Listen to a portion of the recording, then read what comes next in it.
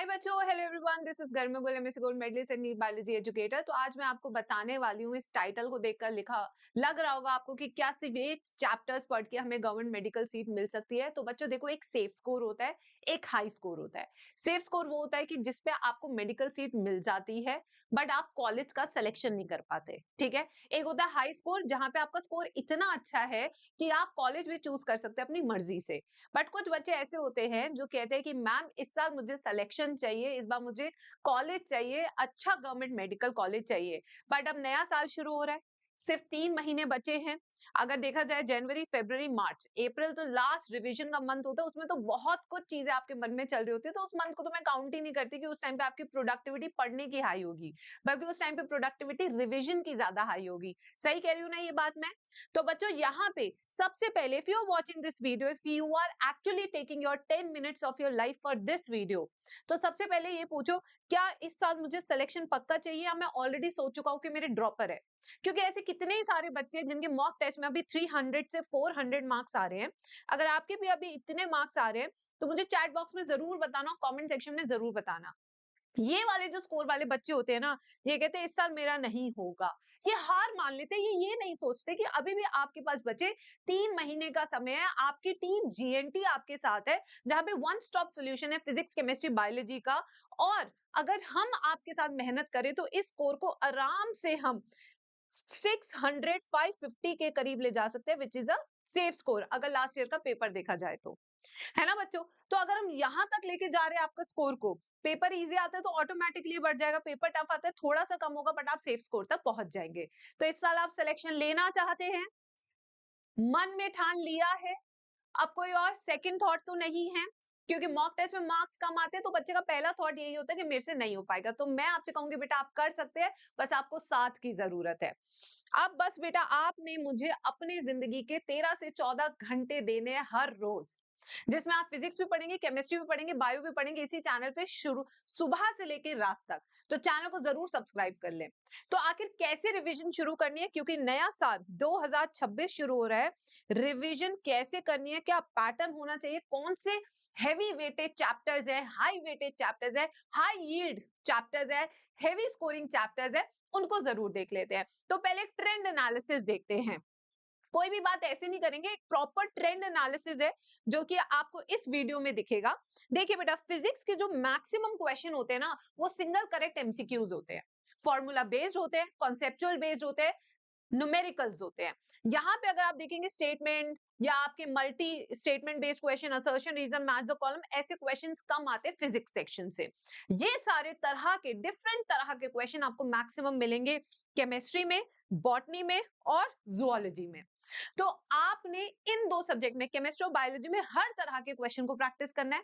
और फिजिक्स में खास करके पीवाईक्यू पे इतना फोकस करना है कि जो क्वेश्चन मैक्सिमम रिपीटेड पीवाईक्यूज है उनको मार्क करके आप रख ले कि उनके आने के चांसेस भी हाई हो जाते हैं। ठीक है बच्चों, अब यहाँ पे सबसे पहले हम क्लास 11 के इंपॉर्टेंट चैप्टर्स देखेंगे। देखो, एनिमल किंगडम अगर आप 2025 का देखते हैं सबसे पहले, क्योंकि 25 का पेपर इतना इतना इतना टफ था कि बच्चों ने सोच लिया था कि नीट हो भी पाएगा या नहीं हो पाएगा।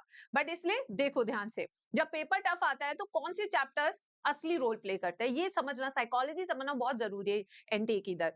तो एनिमल किंगडम ये क्या है, एग्जाम्पल बेस्ड चैप्टर है पूरा, ये मेमोरी बेस्ड चैप्टर है, इसे याद करना जरूरी है। और इस चैप्टर के लिए सिर्फ एनसीईआरटी पढ़ना जरूरी है, जो मैं इस टाइम एनसीईआरटी मार्किंग सीरीज पे करा रही हूँ। जैसे पहले एनसीईआरटी हाईलाइट कराई थी, उससे ज्यादा डिटेल में अब एनसीईआरटी मार्किंग करा रही हूँ इसी चैनल पे। प्लांट किंगडम से 5 सवाल, ये देख रहे हो। बाकी अगर आप सालों को देखेंगे तो प्लांट किंगडम की इतनी अहमियत नहीं थी जितनी पिछले साल थी। तो अगर आप इन चैप्टर्स को हल्के में ले रहे हो तो आप बहुत बड़ी गलती कर रहे हैं। बायोलॉजिकल क्लासिफिकेशन से एक क्वेश्चन, सिर्फ एनसीईआरटी पढ़नी है इस पूरी यूनिट में, ये देखिए एक, एनाटॉमी से एक, वही मॉर्फोलॉजी से 3 क्वेश्चन, फ्रॉग, कॉकरोच और एनिमल टिश्यू से 4 question, cell the unit of life से 5 क्वेश्चन, जो कि ये वाली यूनिट में एनसीईआरटी से शुरू कर रही हूं इसी चैनल पे 27 दिसंबर को सुबह 11:30 बजे। पूरी एनसीईआरटी याद करा दूंगी, जहां एनसीईआरटी आती है वहां सिर्फ गर्मा गोयल आती है, आपको पता है ये बात। एनसीईआरटी पढ़ाना और याद कराना और समझाना, ये 3 काम मेरे हैं और ये मैं करा दूंगी। ठीक है, बहुत पेशेंस लगते हैं बेटा इसको पढ़ाने में। अब यहाँ पे देखिए, अब यहाँ पे अगर हम देखें सबसे इंपॉर्टेंट चैप्टर्स कौन से बनते हैं आपके एनिमल किंगडम, ठीक है, कौन सा बनता है एनिमल किंगडम, आपका प्लांट किंगडम, फिर आपका मॉर्फो, फिर आपका स्ट्रक्चरल और आपका cell the unit of life. Biomolecules आपको पता है हमेशा से हाई वेटेड चैप्टर आए, इससे आपके चार question. Cell cycle cell division से सिर्फ एक क्वेश्चन आया था पिछले साल, बट बाकी सारे सालों में देखो कितने सारे क्वेश्चन आए हैं। तो इस पूरे यूनिट को मैं कहूंगी अगर बायोटेक के बाद कोई सबसे ज्यादा हाई स्कोरिंग यूनिट है पूरी बायोलॉजी में तो वो सेल यूनिट है। एनसीईआरटी से पढ़नी है, कहीं से और से नहीं पढ़नी है। Plant growth and development, chemical control and coordination से 4 क्वेश्चन आए थे, बताओ जी 4 क्वेश्चन। तो ये सारे चैप्टर्स ऐसे जो मैं मार्क कर रही हूँ ना, हाईलाइट कर रही हूँ, सबसे इंपॉर्टेंट चैप्टर्स हैं, इनको हाई स्कोरिंग चैप्टर्स मान के चलना है, रेड जोन चैप्टर्स हैं, ठीक है। सेक्सुअल रिप्रोडक्शन से पिछले साल 5 क्वेश्चन आए, ये देखिए नया ट्रेंड समझिए, जो ट्रेंड पिछले 3 साल से चल रहा है उस ट्रेंड को ब्रेक कर दिया एनटीए ने। अब ह्यूमन रिप्रोडक्शन 5 सवाल, रिप्रोडक्टिव हेल्थ 1 सवाल, यानी कि इस यूनिट से 11 क्वेश्चन आए, 11 44 मार्क्स की यूनिट हो गई है। प्रिंसिपल्स ऑफ इनहेरिटेंस जो बच्चों को लगता है सबसे टफ चैप्टर है, सबसे ज्यादा हाई स्कोरिंग चैप्टर, वहां से केवल 3 सवाल आए, जबकि मॉलिक्यूलर बेसिस ऑफ इनहेरिटेंस जिसमें 10 टॉपिक है वहां से आपके कितने सवाल आए हैं, 7 सवाल, 7। और एवोल्यूशन से केवल 1 क्वेश्चन आया, जो कि पूरा देखिए अब मॉलिक्यूलर बेसिस देखिए कांस्टेंट चल रहा है, तो ये चैप्टर तो फिक्स है कि कम से कम 8 से 10 क्वेश्चन आपको देगा ही देगा। वहीं पे आप एवोल्यूशन देखें तो एवोल्यूशन से हर साल 1 से 2 1 से 2 1 से 2 सवाल आ रहा है, ठीक है। ह्यूमन हेल्थ एंड डिजीज इस चैप्टर में पढ़ा चुकी हूँ एनसीईआरटी मार्किंग सीरीज में, 5 सवाल, हल्के में मत लो एनसीईआरटी को, बार बार कह रही हूँ।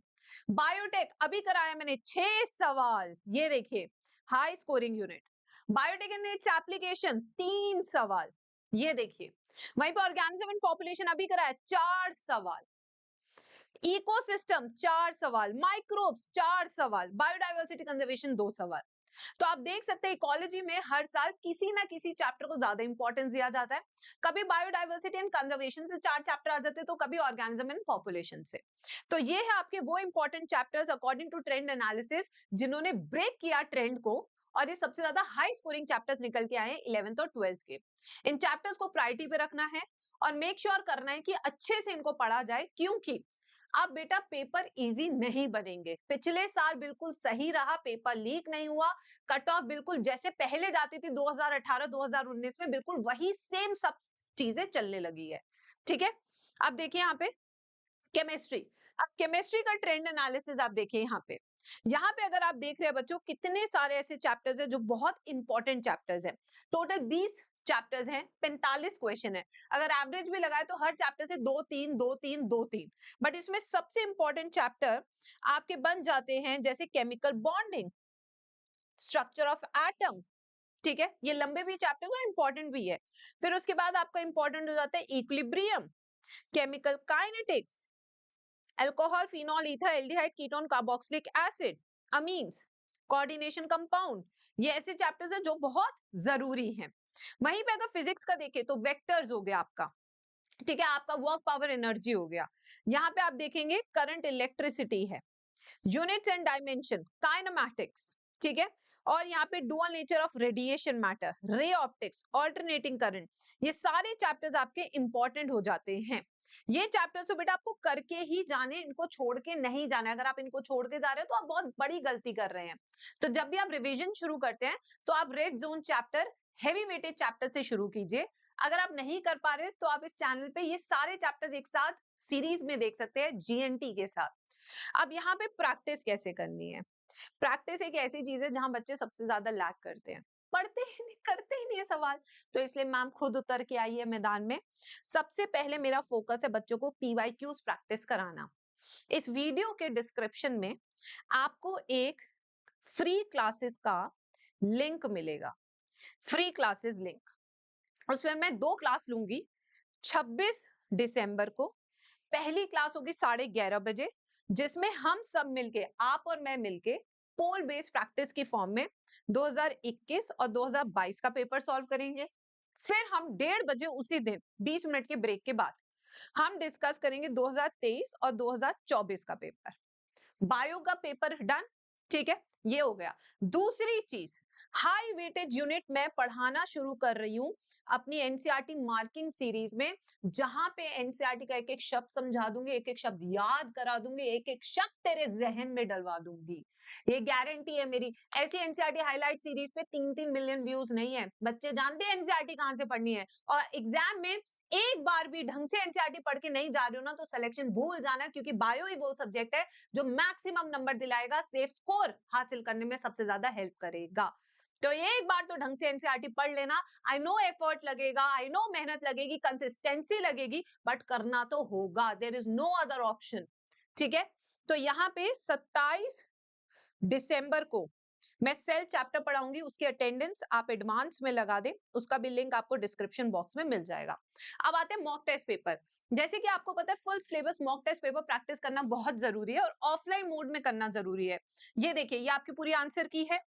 ये डब्बा आपके पूरे घर पे आएगा, जिसके अंदर आपके 10 पार्ट सिलेबस हैं, 10 फुल सिलेबस हैं, लेटेस्ट एनटीए पैटर्न पे बेस्ड है, ओएमआर शीट्स भी इसके अंदर है। ठीक है, पूरा का पूरा रैंक प्रिडिक्टर भी आपको इसमें मिलता है। 1250 रुपए का है, जिसे हम कहते हैं अनअकैडमी रिवीजन टेस्ट सीरीज। ये आप 1250 रुपीज, इसके ऊपर अगर आप जीएनटी कोड लगाएंगे तो आपको कुछ 1160 रुपीज की पड़ जाएगी। ये आप अभी ऑर्डर कर ले मेरे बच्चों। ठीक है, इससे आप हाथ की हाथ और साथ के साथ अपनी मॉक टेस्ट सीरीज को भी प्रैक्टिस कर सकते हैं। अगर आप ये नहीं कर रहे हैं तो बेटा देखिए, सिलेक्शन तो फिर भूलना पड़ेगा। सिंपल सा मैथ्स बताती हूँ। 27 लाख एस्पिरेंट है, 50,000 गवर्नमेंट मेडिकल सीट है। अब आप खुद लगा लेना आपको मेहनत कितनी एक्स्ट्रा करनी होगी, क्योंकि अगर आप मेहनत नहीं कर रहे हैं तो फिर गवर्नमेंट मेडिकल सीट कैसे मिलेगी? क्योंकि प्राइवेट मेडिकल एक एक सीट की कीमत 2-2 करोड़, 1-1 करोड़ रुपए फीस। तो अब आप खुद समझदार हैं, खुद कर सकते हैं। तो I want to promise from you guys. पहले तो सब बच्चे कमेंट करेंगे, कमेंट करेंगे अगर आप में सच में जान है, तो यहाँ पे आप जरूर कमेंट करें अपना नाम, उसके आगे डॉक्टर। ठीक है, I will be doctor and you will be. ठीक है, बट इसके लिए आपको एक शपथ लेनी होगी कि 13 से 14 आवर्स आपने हर दिन पढ़ाई को देने ही है। उसके बिना तो बेटा मैं भी सिलेक्शन नहीं दिला पाऊंगी, अगर if you are not serious. 26 को आपने सारे पीवाईक्यूज लगाने, उसमें क्लास में एनरोल कर लें। अभी एनरोल कर लेना, फिर नोटिफिकेशन आ जाएगा, भूलोगे नहीं। 27 को यहाँ पे सेल पूरा एनसीईआरटी के थ्रू होगा, उसको भी अच्छे से मार्क कर लेना, उसमें अटेंडेंस लगा देना। ठीक है, तो बच्चे अब तैयारी करते हैं। स्ट्रैटेजी प्लान दे दिया है, पीवाईक्यूज में प्रैक्टिस कराई रही हूँ 26 तारीख को, 4 सालों के, फिर 4 साल के एक साथ और करा दूंगी। और अटेंडेंस मार्क करते रहो, क्योंकि मैं ऑलरेडी 7 चैप्टर करा चुकी हूँ इस चैनल पे। 3 चैप्टर अब और कराने वाली हूँ, सेल, सेल साइकिल, बायोमोलिक्यूल्स। उसके बाद we will start with genetics. ठीक है, चलिए अब आप तैयार हैं? तो do let me know in the comment section.